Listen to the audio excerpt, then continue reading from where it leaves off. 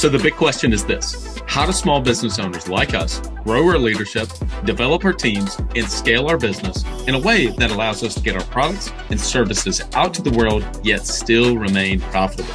That is the question, and this podcast will give you the answers. I'm Bradley Hamner, and this is the Club Capital Leadership Podcast. Hey, before we get into today's episode, did you know that Club Capital is the largest accounting and advisory firm for insurance agency owners in the country, providing monthly accounting, CFO services, and tax preparation? Check them out at club.capital. And Crystal Hawkins. Have you ever tried online marketing before and wasn't sure if it was working? Maybe your rep talked about all the impressive features and stats and said things were going great, but you didn't know how all that tied into raw new policies written. Well, that's not the case with DirectClicks. DirectClicks is the premier Google Ads and SEO option exclusively for State Farm agents. Why? They're 100% results oriented with an exclusivity guarantee. Every review call you have with your account manager focuses on what really matters to your business, and that's leads and call-ins received. Everything will get broken down to cost per lead received. By investing with DirectClicks, you're going to free up time and energy to focus on what's most important in your agency and doing what it is you do best. This will be the best investment you make for your team by spending confidently and scaling your agency today with exclusive online marketing partner, DirectClicks. Visit us at directclicksinc.com. Ambition is the first step towards success. It's time to level up your agency. And Coach P Consulting will help you do just that by using the same strategies he used to sell over 700 life insurance policies in 2021 alone. Now, this is not your regular one and done type coaching. You'll get personalized coaching 2 days a week, every week of the month, and you'll get a live look behind the scenes of his team training and an office that's performing at the highest level. There's a reason Coach P Consulting is the fastest growing coaching company for insurance agency owners in the country. Coach P will train your team alongside his own and show you the exact steps they're taking to achieve Chairman Circle, exotic travel, and multi-line presence club, and be one of the few agents to be selected to have a third office. So whether your goal is to be at the top of your local market or amongst the best in the country, this training will give you the strategies and the tactics to get there. For just $250 a month, you'll get high-level coaching each week from someone who is already getting it done at that level, and his strategies work, and it's time to put them to work for you. Sign up at coachpconsulting.com and get your first full month for free when you mention the Club Capital Leadership Podcast. Welcome to another episode of the Club Capital Leadership Podcast. My name is Bradley Hamner, your host. On today's episode, we have Joe Caruso. He's an expert on the individual mind, the collective mind of an organization, and how meaning drives our behavior and determines our outcomes in all aspects of life.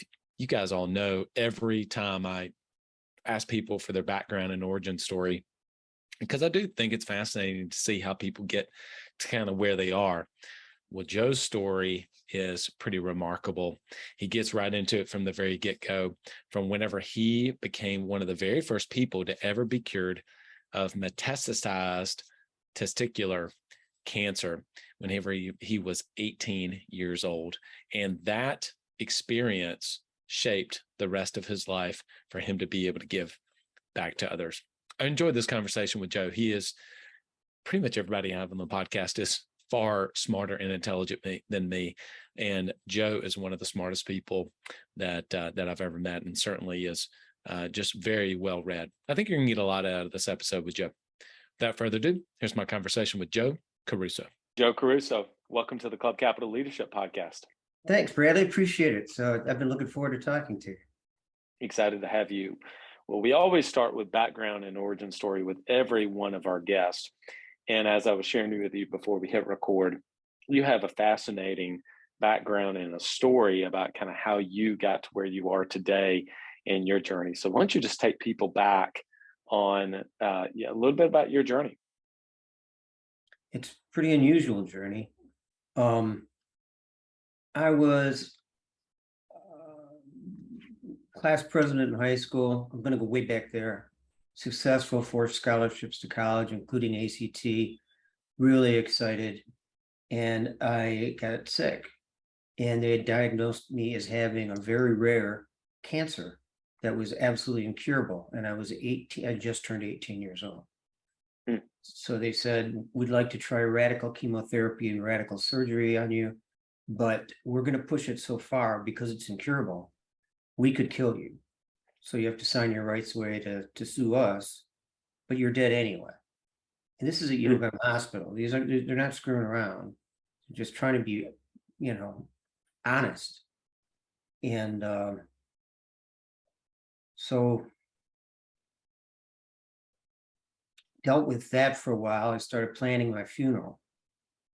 And I didn't know it was just depressing my mother. I thought it was the responsible thing to do. So there was a young nurse named Jeannie McDonough. Well, then it was Jeannie Mitashevsky. And she was a young oncology nurse. I don't know, I'm 18, she's probably 23, 24, 22, somewhere in there. And bouncy and, just lovely, lovely person. And I was just finishing a chest x-ray, and she comes in and says, "What are you doing?" So I'm putting my shirt on. And she says, "Talking to your mother about your funeral? Who told you you're going to die?" I said, "Well, you guys." She says, "Never mind that. What did we say?" I said, "You told me I had a 4-inch tumor in my stomach. You took my left testicle. I have 2 in my left lung and 1 in my right lung, or vice versa. It's a long time ago, and 1 right here. And it could be in my brain." And she said, "Let me ask you a question. You just signed up for the most radical chemotherapy ever given. We know half of the people in this program nationwide aren't going to live just through the first part. 3% of those might make it to the surgeries, because it was the chemo, then the surgeries. And after that, we have no idea, but we don't think anybody's going to survive this. We're just going to learn. You're a guinea pig." She said, "But let me ask you another question." So Bradley, she's really getting Socratic with me, if you notice. And she says, "Why would you put yourself through this? His doctor even said, you're going to wish you were dead, then you're going to die. Because we're going to take you apart cellularly, chemically, physically." And I said, "Well, I'm hoping that maybe someday, through what you're doing with guys like me, you find a cure for this cancer." And she says, "Oh, I see. So you think someday somebody might be the first person cured of this metastatic, testicular cancer." Now, I wasn't thinking that way, Bradley. I was thinking of like polio. I wasn't thinking like one person would be the first, never crossed my mind. Yeah. Whatever. And she said, I said, "Well, I guess somebody would have to be first." And she said, "I see you think it won't be you." She said, "Let me tell you something.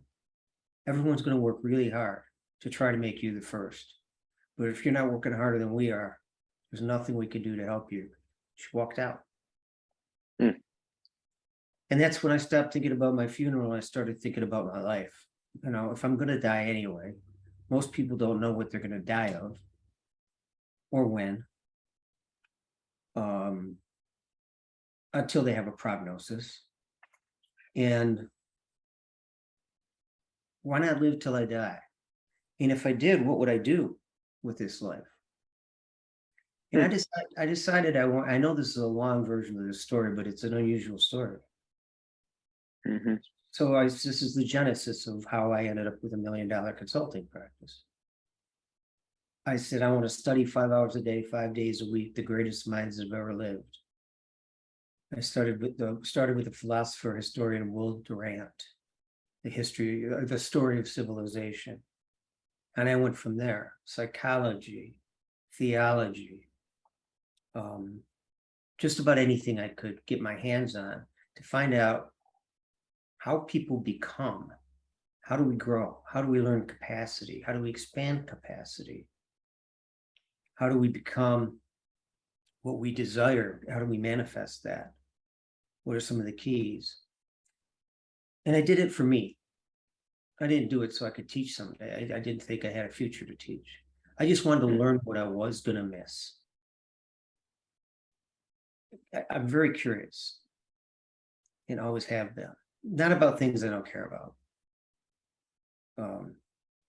Salesman brought over our new car last year, And he was standing there and he said, "Let me show you what's under the hood." And my wife started hysterically laughing. And he said, "What are you laughing at?" She says, "He's never going to lift the hood. He has no idea about cars. We just like the way this one looks." Yeah. So, if I'm not curious about something, I just let it go. So Yeah. anyway, I started learning, and then I started applying what I learned to myself. And then people started coming to me and recognizing there's no BS. It's, if I'm saying it, it's true and it will work. And I just started charging small businesses, like dentists. I had a friend that was a dentist. I said, "What's the hardest part of your practice?" He tells me. I said, "I think I can fix that." He says, "Have at it. No one else has been able to." Perfect. Hmm. Fix it. And it just blew up from there. It took a long time, but now I've got several $billion clients, and I've had some of them for 20 years. Unbelievable. Wow. It's I don't believe it, but it's true. It's in my book, The Power of Losing Control. It's a bestseller in 6 languages. I had my own PBS special. That story's also in there. I've written scientific journals with for the Psychoanalytic Inquiry on the subject of narrative. My next book's called Narrative Wins, which is tell the right story to the right person in the right way at the right time for the right reason, and how leaders use narrative and story to motivate people, shift their context, and focus them to feel empowered and want to do something bigger than them, contribute to something bigger than themselves, so their ego stays out of the way in a healthy form. So that's I try to put everything on the website for free. I give almost everything away except for the audiobook, I think. Anybody can see interviews and podcasts. I just interviewed the former Secretary of the Navy. I have an Admiral of the Navy tomorrow. I've got a world-renowned chef on Thursday. Can't wait to talk to him because I love cooking. Oh, I bet. Yeah. I've seen his likeness in Vegas on projected onto a building, 23 floors. And he's a friend of mine. So it's kind of fun, So yeah, I've seen you spent quite a bit of time in Italy, so I know I've been to Italy once, and the food is amazing. So it doesn't surprise me that you love food. Your story is, it really did mean it whenever I say it's really inspiring just for you to have gone through that, and at such a young, impressionable age, getting ready to go into college, to study and whatever your life was going to look like there. But now you've really applied this value that's important to me, but growth to contribution. I mean, you've grown obviously through a really difficult situation, but I think in a lot of our lives too, every single really tough thing that I've gone through, when I look back on it, in the moment, I don't feel this way, but looking back, I think, well, what a blessing to have gone through that, because of, you used a word, become, who I became along the way. And even if we bring this down to businesses, I think about business planning as we get into the fall of 2022. Sometime in November, December, business owners will start thinking about their 2023 plans.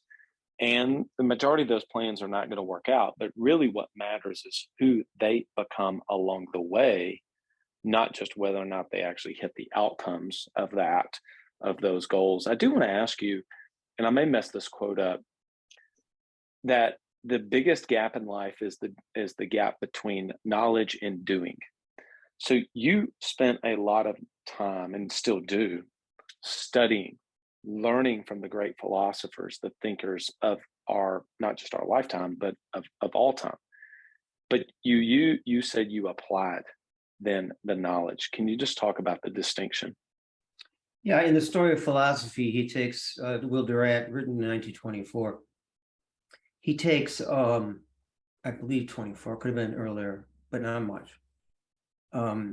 He takes from the beginning of philosophy recorded, Western philosophy, so Socrates, through Plato, Aristotle, and so on, all the way up to Wittgenstein and in modern day.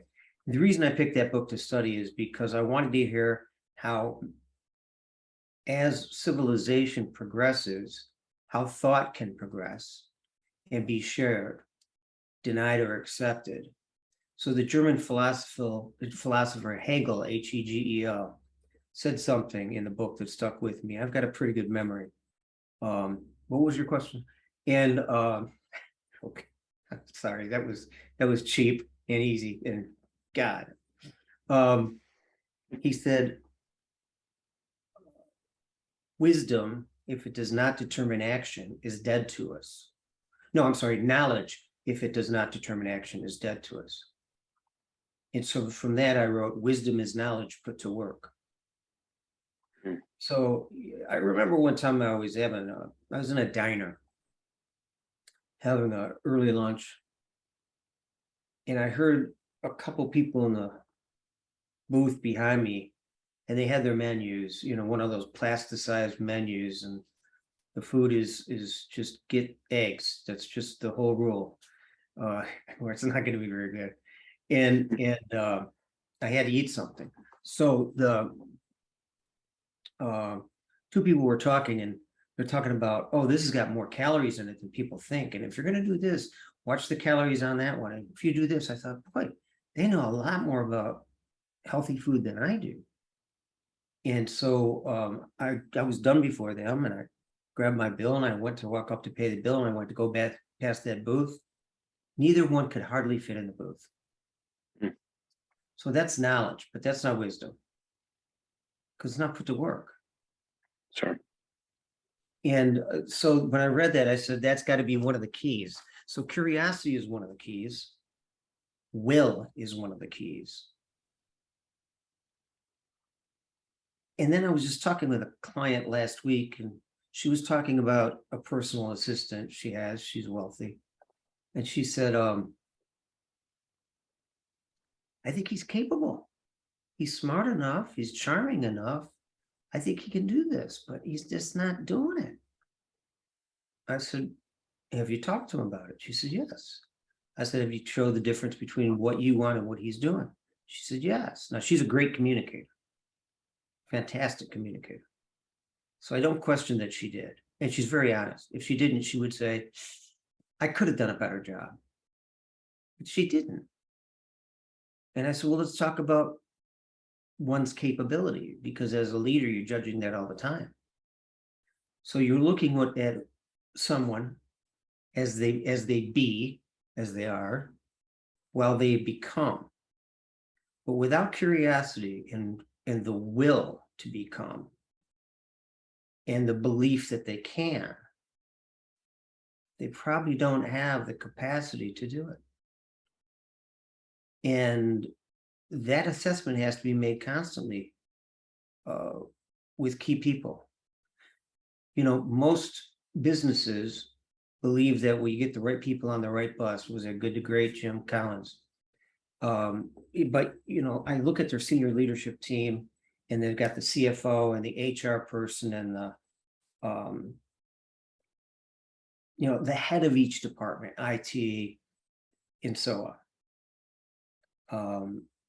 In most companies are too late to go to a CFO. They stay with their bookkeepers and finance guys for too long sometimes. And they may be the subject matter expert, the best one we have in the shop, maybe 5 years or 7 years ago. But are they now? Are they capable of inspiring and creating a future for a company? And I have to suss that out quite often. And that the CEOs and owners, they become friends, and they sometimes don't want to hear it. And I said, well, let's put them on a special program and let's see what they could do. But let's make sure that they understand it's not an option. These responsibilities go with the seat you're sitting in. And you haven't done them. So keep the seat. Here we go. and not meanly, just come on, man, let's do this. I think that even just that, the clarity of the seat and the clarity of the roles and the tasks that go along with that is so important. I think a lot of times we don't get clarity. Love this quote: generalizations kill clarity, right? And clarity is power. But we tend to use glossy and fluffy because it's safe, and it even doesn't have to hold us accountable to actually getting very specific. And we could use that around goals, but you happen to give a really good example around a specific seat for an employee, a team member on the bus, so to speak. You're 100% correct. And I've noticed when you get the subject matter expert sitting in the leadership chair that isn't trying to protect their own subject matter expertise and their own division within the company, you get a synergy. They actually work together. The CFO has permission to question HR, and HR has permission to make a suggestion to the CFO, and they listen to each other. So the less subject matter expert oriented they are, and the more they shift to a leadership role that happens to be a CFO, then they start to act synergistically. Synergistic's a big word, and it's become like jazz. What's jazz? I once heard a jazz station say, "Here's Lionel Richie with light jazz," and I went, nothing to do with jazz. Never recorded a jazz song in his life, light or not. So if two Clydesdale horse, if one Clydesdale horse can pull 7,000 pounds, two Clydesdale horses can pull 18,000 pounds. 4,000 more. That's the synergy. If they're well-trained and well-matched. 3 well-trained and well-matched Clydesdale horses could pull 21,000 pounds. That's like an additional invisible horse. That's the best definition I've ever heard of synergy. Oh, I love that. That's so good. I love analogies, metaphors, because I think you even mentioned around narrative and story, because I think it allows you to take something that's not exactly maybe in business as an example and apply it back to that. I think that's actually great. I did not know that, but that's such a good vivid picture of what synergy means, because synergy is a little bit like leadership and culture in business. It's like, how do you define leadership and culture? I mean, there's like, okay, well, leadership is influence. All right, well, great. But there's even so much more, to that definition. I'm curious. I have not studied the Stoics and the great philosophers. I obviously know, Ryan Holiday is a very popular author who has done some of that. One of the books that I have read of his is based on from Marcus Aurelius. That's right. The obstacle in the way is the way, right? And that has stuck with me. So I'm curious. The reason I'm using that one is because you are so well read and have just had so many different people that have poured into your life. What are some of the things that you learned that you feel like really could apply from some of those great books and philosophers to business owners, entrepreneurs, and their teams? Are you an agency owner looking to grow your revenue, increase your bottom line, and better manage your taxes? Club Capital is here to help. Club Capital is the largest accounting and advisory firm for insurance agents in the country, providing monthly accounting, tax strategy, and CFO services. Way more than bookkeeping and your everyday run-of-the-mill tax prep. Club Capital is focused on providing financial and tax advisory services that help you plan and forecast your agency's performance. Their financial dashboards and agency forecasting tools help you better understand your agency's historical performance, create and measure future targets, and see how your agency compares to your peers around the country. Imagine what it would be like to understand the impact to your bottom line when deciding to hire a new employee, or forecast the impact rate changes or commission rates will have on your business. With over $200 million in tracked annual revenue and $140 million in tracked annual expenses, Club Capital has the data and the team to help you make better informed decisions for your agency. They will help you turn that back office stress into the backbone of your agency's success by giving you the tools to take your agency and your leadership to the next level. Visit club.capital today to book a solution overview with one of our business consultants. Club Capital, way more than a CPA firm. Well, one of them would be struggle is the law of growth. People want to be comfortable. They want to be casual. Now, if you're satiated, you've eaten and you've drank your fill, you've had sex, you don't have any urges for physicality, and you're laying underneath a shade tree, and I hear you have a couple of those down there where you are, you can be comfortable laying there. But eventually, in a dynamic world, you're being static. And your arm's going to start to ache or fall asleep. Or your back will hurt a little bit, or you'll realize you're laying on an acorn, or something like that. Now, you want to not move, because to move, you've got to go. See, there's the struggle. So I have to struggle to get to a higher level of comfort. So that's one lesson. Another, I befriended some top psychoanalysts in the world. I just lost one last summer, 96. And I'm on the cover of his 35th book as co-author. I was very proud of that. We would talk every week on a Sunday. And he used to say, be fully and empathically in the moment with the other. Focus, bring all you are to all you do, it's all you need, is what I say. Don't be checking your phone. Think about allegorical listening, which is a new concept in my new book, Brad, my Narrative Wins book. Should be out in January.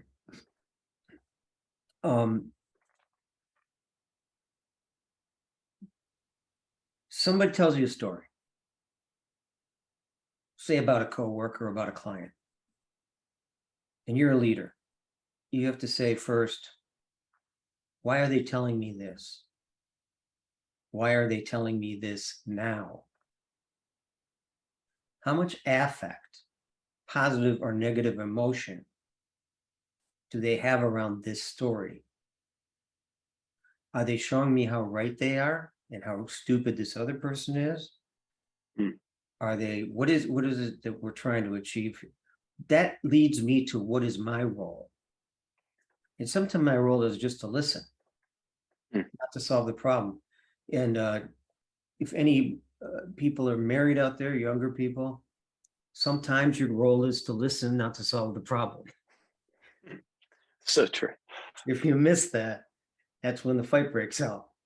Yes.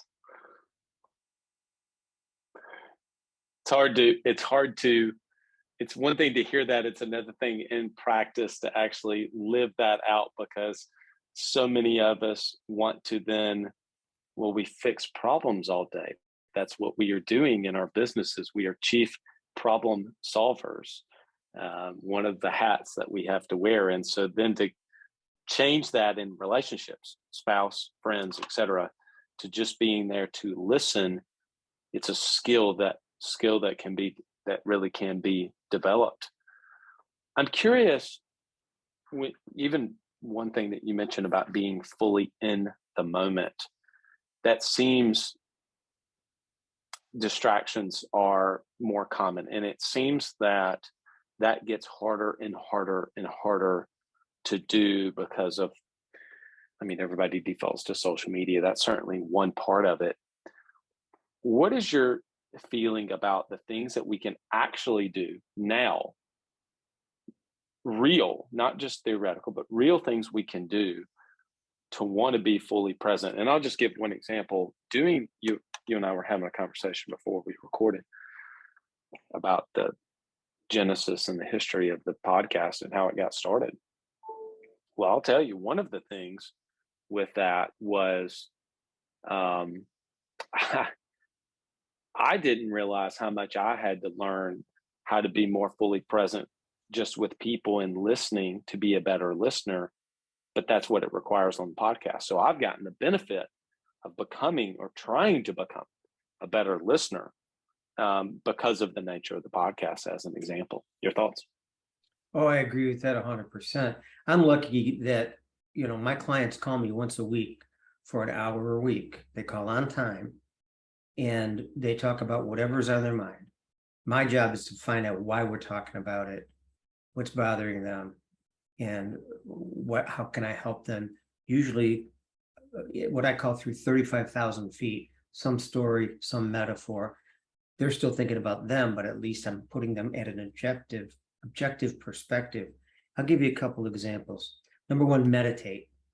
Learn to meditate. There's apps that can help. There's all kinds of ways to meditate. Lao Tzu in 604 BC said, respond rather than react. He also said something more brilliant, respond intelligently even to the unintelligent. You could deal with startling facts and butthead people much more easily if you know your own mind and you're calm. And meditation allows you to be objective about your own mind, not constantly startled by life or reacting to it, but you're responding to just a thought. So that's first. Secondly, I had a salesman. He's a top salesman. The company was going to quadruple in just a few short years. It's now $1 billion company. He's a good guy and ran a good shop, multi-state head of sales. And I had great respect for him. So he comes to me. What I would do is I'd visit about once a week pre-COVID, and then I'd interview all the leaders and say, what can I help you with? And we had a deal, whatever they talk about with me, I don't tell the CEO. And the CEO never asked. He trusted me to say, if you're helping them, you're helping them. Help me too, though. It was a great relationship. And I saw him ring the bell on Wall Street recently. Awesome. Pretty cool. So the leader says to me, I like to solve problems. I'm a problem solver, which you mentioned earlier. I said, okay, how's it working for you? He goes, well, people come to me with their problems and then I give them solutions and they go away. So, okay. So they're delegating their problems to you. So you're spending most of your day solving their problems as they delegate upwards instead of teaching them how to solve their own problems, which is your job as a leader. He says, well, I can't help myself. I said, okay. Every time they come up to you, I want you to say, don't bring me a problem without bringing me 3 solutions. He said, why 3? I said, well, the first one, they didn't think of anything. It's just, if we don't do this, this bad thing will happen. No creativity at all there. The second one, they start to open their mind up that there could be a possibility, but they might be a lame possibility if they're still locked into their first thought. The third one is when their mind opens up, because it could be 3 possibilities. So next time I visited was 2 months later, and he said, Joe, you got to come here. So I go into the sales wing of the main office, and several hundred people at work. And he said, look above my door. And I looked above the door, and he had made a sign. He had a sign made, carved, that said, bring me 3 solutions. I love it. Isn't that cool? I have one more quick metaphor, because you talk about metaphor. Metaphor is very, very important. 2 brothers owned a company, second generation, very successful, end up selling for a lot of money. Over $100 million. But they had a person that worked in leadership who'd been there from the beginning with them. And she was always had her badge on about, look how long I've been working with the brothers. I've been here this long. You guys don't know anything. You don't know what you don't know. That was her favorite statement. Well, that's ridiculous. I mean, nobody knows what they don't know. Hell. So one of the brothers who I worked directly for, it said, I need you to talk to her. I said, I will, but she doesn't listen to anybody. And he said, just talk to her. You'll have fulfilled my wish and it's okay. He goes, but I believe you can get through. So, okay. So I knock on the door of her office. I asked if I'd come in. And she said, yeah, come in. And she says, what's up? I said, well, your boss wanted me to talk to you, the owner, because he says you're doing like a seagull school of management where you just fly overhead, circle, and crap all over everybody, and then squawk and leave. And it's it's an old one, but I'm bringing it back. So it's a remake. And she goes, well, I know what you're talking about. And I'll tell you what they don't know what they don't know. And I'm passionate about this business. I've been here since day one. Same stuff, right? She goes, Yep. Besides, here's the open door coming up. Besides, I'm Greek. It's in my blood. Her name was Gloria. And I said, Gloria, I don't want you to change. I like you. But we can't burn through people. We gotta lead people. And people are afraid of you. And then they don't bring their best. You know, I'm half Sicilian. She said, I thought you were whole Italian. I said, no, I'm half Sicilian. I'm half German.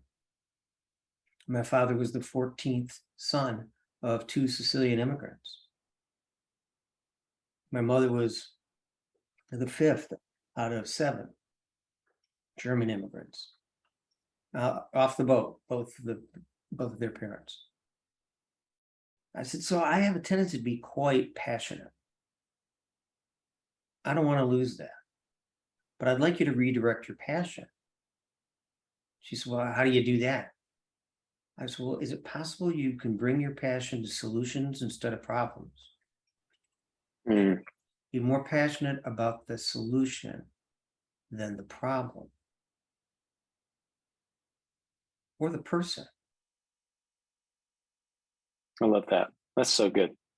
Thanks. It just takes a lot of practice, objectivity, and to be fully and empathically in the moment of the other to figure out, they're going to tell me. It's just like sales. You know, your insurance businesses, if they just learn to stop pitching, ask the right questions, find out what people care. I mean, I don't know if you've ever read your insurance policy from front to back. I haven't. I take their word for it, and if something goes wrong, then I call them and see what they can do. That's the average person that buys insurance. 100%. Yep. And so it's a relationship. And if I could listen enough, they're going to tell me not only how to sell them, how fast they want this deal to go, and what it will require and what language to speak to them in. Do they like jargon? Most people don't. It's like an inside joke. Who likes on the outside of an inside joke? You know, so it's building trust. There's a great psychotherapist. Well, he's actually an analyst, but he does psychotherapy, named Glenn Gabbard. Genius. And I've met him a few times. I haven't worked with him yet.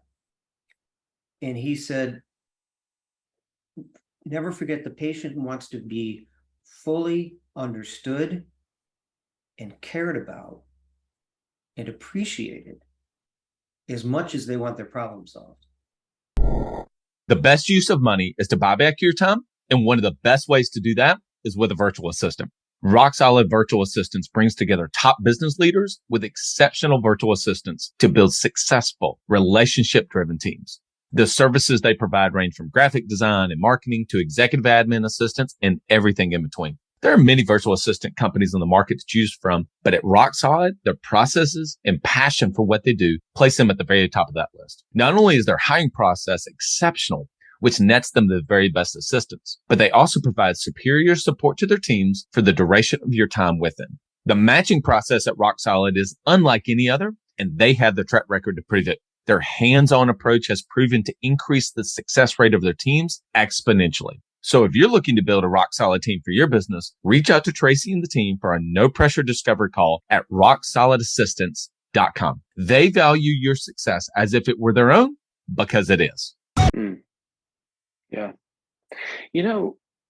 This is a slight pivot, but it is on my mind with what you were saying, and it's somewhat controversial in a way, at least in the business world it is.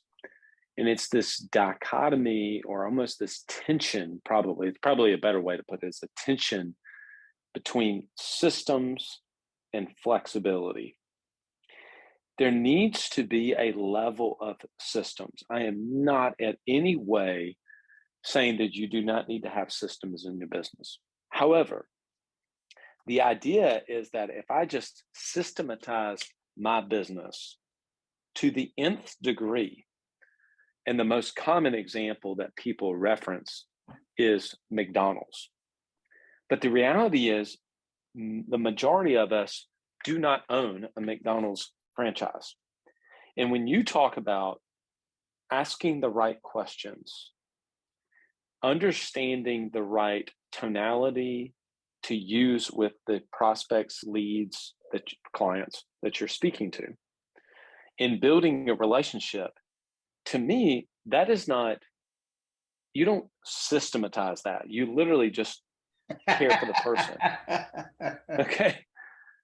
I mean, don't get me wrong. You can give the team training around how to build rapport. What are some questions if they're not naturally as gifted? So again, I'm not disbanding like, oh, don't do systems. No, you need to. My goodness, we've had the CEO of Trainual, Chris Ronzio, come on, and that's a great episode about the business playbook of developing SOPs, processes, and systems. But my own journey went from a complete free-for-all. We had no systems. Everybody's kind of doing their own thing. To then my attitude was, well, let's just systematize everything. Let's just systematize the whole deal. Well, that's a good way to strip the organization of creativity, flexibility, connections with customers if you try to do that. I'd love your thoughts as we begin to kind of wrap up. Sure. Okay. I'll try to make this quick.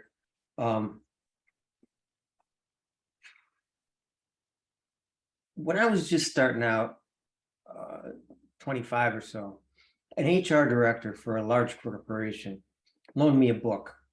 Now, I told you I have a very good memory, but I don't remember who wrote the book because nothing in the book was worth a damn. It was like a book report. And he did say one thing that was genius. So I memorized that one thing for almost I'm 62.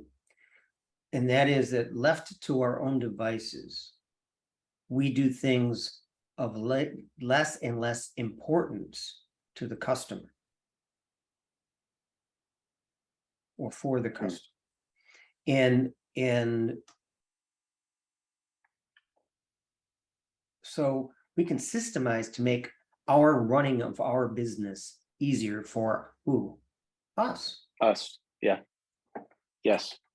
If we do stuff in the back office, and you've got a lot of experience with that, as one of your companies does that,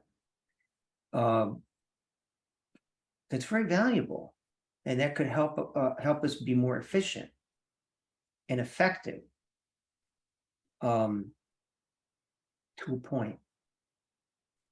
You know, if I could just every day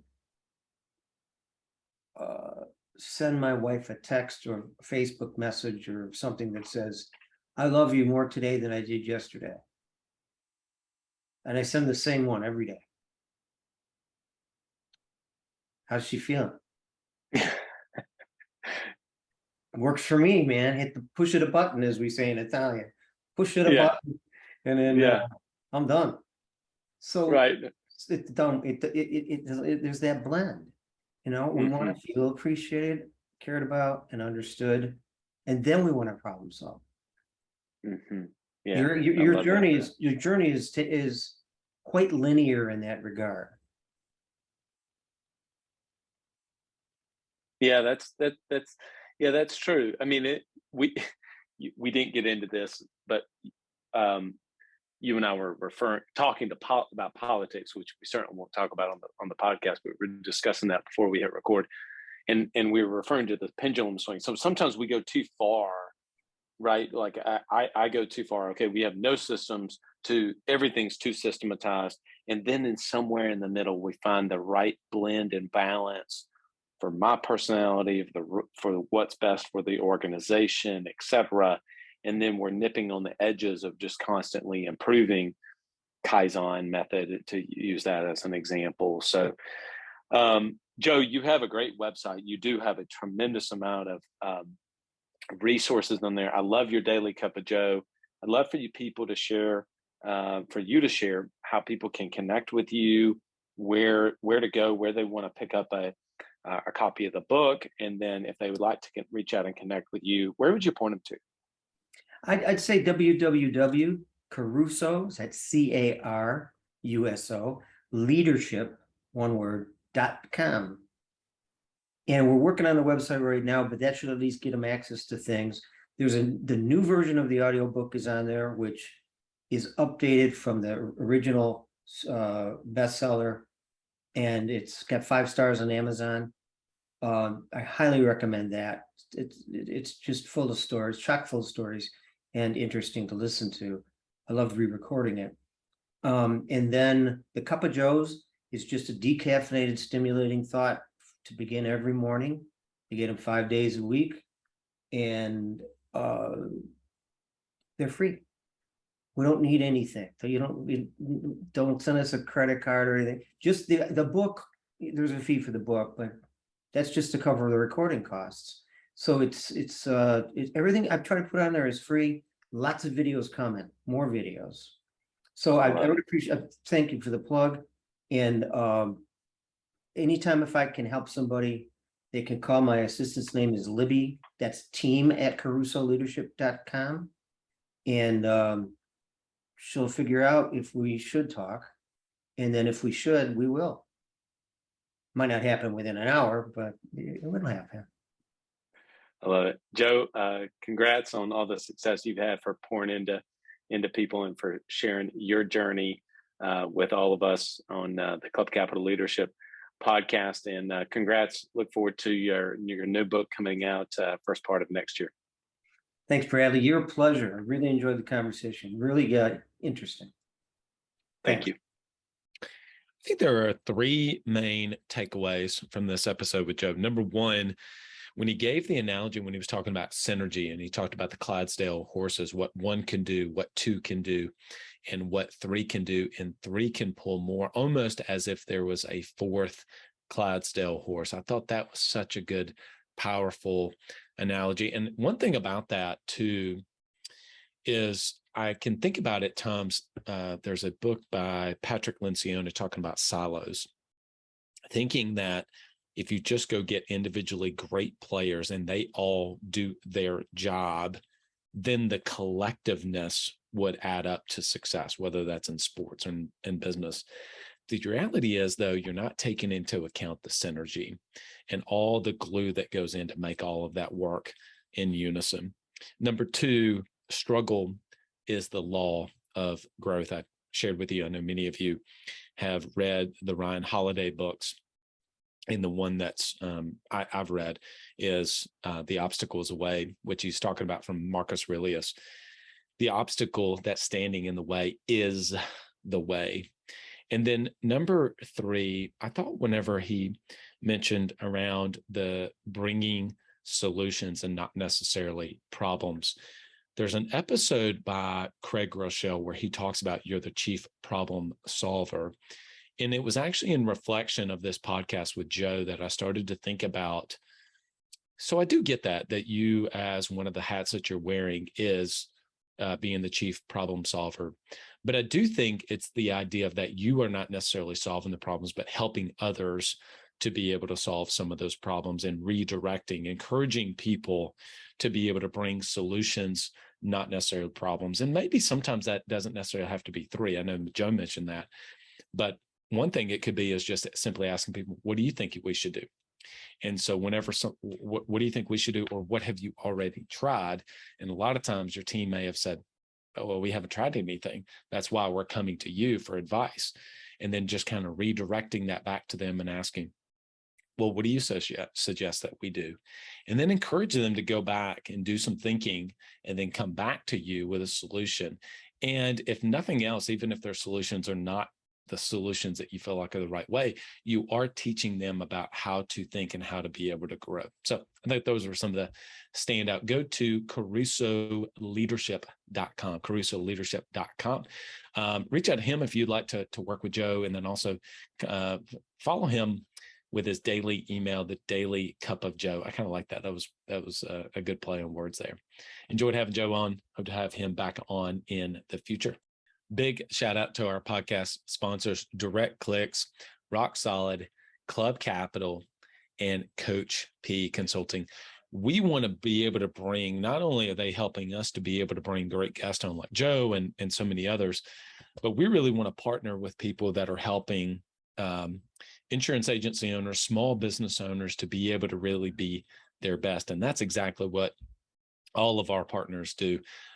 So blessed to be able to get to know them and for their support of the podcast so that we can try to serve all of you at the highest level. Go to rocksolidassistance.com if you've considered being able to bring an EA, so that ultimately I think an EA really can be the most important hire that you make. And I know that is saying a lot, and that sounds like a nice quip, but really it's helping you to get back the most important thing for you, and that is your time. Every one of you want to be able to grow your business. Every one of you want to be able to make more sales. At the end of the day, that matters, that it matters so much that you're working on the most high leverage activities. Income producing activities, yes, but the highest leverage activities, the things that you're getting paid $100, $250 an hour to be able to do. And if you go back and listen to the Rob Dubay podcast, in one of the disciplines, whether you agree with this or not, he says, don't do $25 an hour work. You are more valuable than that. Not to say that your team assistants that do the work are not any less valuable, but what are the things you're doing so you can set up more opportunities for your team so that they can earn more and so that you can bring more people onto your team. And I think that having the time to be able to do that is so crucial. So if you've considered it after hearing me talk about it, not only my experience, but so many others, go to rocksolidassistance.com. Been saying it recently, but we are getting to the very tail end. So you're probably in one of two places, tail end of the year. You're looking at one of two places. You want to finish out the year strong, or you might even had a great year and you really want to have a even better year as we go into 2023. But you need to be present online. You understand that that thing, being a digitally enabled business owner is so critical. And so, Google plays a part into that. How do we run ads in a compliant way, but to be able to get really good leads to my team? And how do I get shown when there's so much competition in the area for different keywords, et cetera? Well, that's where Direct Clicks comes in. Go to directclicksinc.com. You've heard me talk about CFO services with Club Capital. They've had such a great response to that this year, and it's because of the insights, the additional insights that they give. And they go really deep in helping you to be able to create a forecast. So there's a big difference in a budget and a forecast. A forecast is helping you to look ahead for things, the big things that you want to do. Bring on another team member. You want to hire, spend more in marketing so you can get more leads. And how's that going to affect profitability? Maybe you just want to be able to take more money home. How's that going to look? And so it takes a little bit of skill, takes a little bit of understanding to get to that point, but you can get there if you have the right numbers in front of you. And that's exactly what the Club Capital team can walk you through as well. So go to club.capital and book a no obligation demo. One of the best investments I've ever made is to invest in myself, whether that is through books, whether that's through podcasts, but especially through coaching. You guys all know, I love to coach the business end of business. I love business. I really do. I just love business. And it's a joy for me to get to serve all of you and to bring great people on like Joe. And hopefully you get a good return on your investment. But also, in addition to that, I've spent a lot of money in my own self-development. And I say often, don't ever trust a coach who doesn't have a coach. I'm really open with my business owners that I work with about the coaching programs that I've been a part of that have helped me, some that I'm a part of now and some I'm going to be a part of in the future, because I constantly want to see them see that I am making the investments in myself so that I can curate that information and bring the very best to all of you. I think the same thing is true for you. And so if you want to be able to know somebody's getting it done in the insurance industry at the absolute highest level, is really understanding what it means to scale. That's where David Peterson and Coach P comes in. Go to coachpconsulting.com and make sure you tell him that you heard about him on the Club Capital Leadership Podcast. He'll give you an entire first month off. All right, everyone. Appreciate all of you. Hope you got a great return on your investment of time. And until next episode, lead well. So the big question is this: how do small business owners like us grow our leadership, develop our teams, and scale our business in a way that allows us to get our products and services out to the world, yet still remain profitable? That is the question, and this podcast will give you the answers. I'm Bradley Hamner, and this is the Club Capital Leadership Podcast. Hey, before we get into today's episode, did you know that Club Capital is the largest accounting and advisory firm for insurance agency owners in the country, providing monthly accounting, CFO services, and tax preparation? Check them out at club.capital.